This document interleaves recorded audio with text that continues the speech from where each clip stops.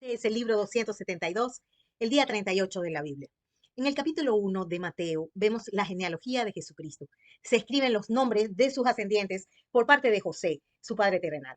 Nosotros hemos recibido del Padre la gracia de formar parte de su descendencia, aquellos que serán escritos por su sangre en el libro de la vida, es decir, estaremos como la descendencia de la genealogía de Cristo. Es la intención del Señor que al leer, que al meditar, que al obedecer este libro, se abra nuestro entendimiento, que tengamos por su Espíritu la revelación del reino eterno e inconmovible para lo cual fue enviado y en el cual hemos sido predestinados, para lo cual fue enviado Cristo y nosotros hemos sido predestinados.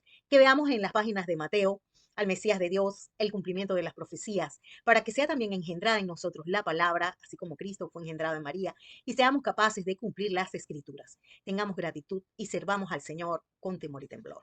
Se halló que María había concebido el Espíritu Santo. ¿Han pensado que esto es un milagro que nunca ha sido visto ni ha sido repetido?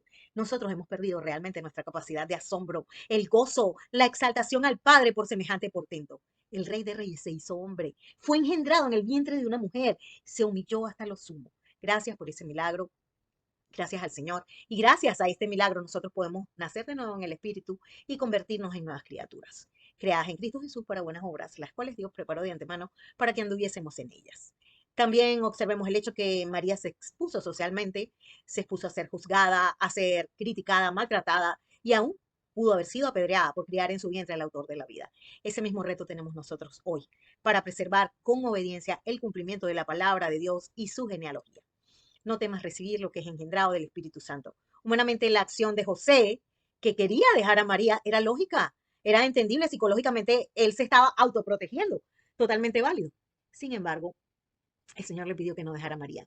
Socialmente su reputación estaba en riesgo, eh, su reputación estaba a punto o fue destruida totalmente. Sin embargo, él quiso ser obediente. El ángel le impidió que dejara a María, pero él fue obediente. Interpretó humanamente los hechos, inicialmente sí, pero después solo obedeció la palabra del Señor. Ahora, nosotros tenemos miedo de recibir lo que es engendrado del Espíritu Santo, interpretamos humanamente la palabra. Si hacemos esto, nuestro pecado puede ser semejante al de José, al que pudo haber cometido José, el que deseó hacer al desear dejar a María. Quiera el Señor por su Espíritu que no tengamos que recibir un ángel que venga a decirnos, no lo hagas. Todo esto aconteció para que se cumpliese lo dicho por el Señor por medio del profeta. Y a lo largo de todo el libro se va repitiendo esta frase. Esto sucedió para que se cumpliesen las escrituras. Estemos pendientes y observemos la hermosura de cada uno de los capítulos donde el Señor va repitiendo esta frase. En el capítulo 2 de Mateo vemos algo importante. El Señor viene, se presenta, engendra en María, nace el Mesías, pero ¿a quién llamó el Señor para que vinieran a ver al Mesías? Observemos que el Señor no llamó a los principales sacerdotes, no llamó a los escribas para revelarles el nacimiento del Mesías, no llamó a los líderes. Ellos, conociendo la letra de la profecía escrita, no estaban dispuestos a obedecerla.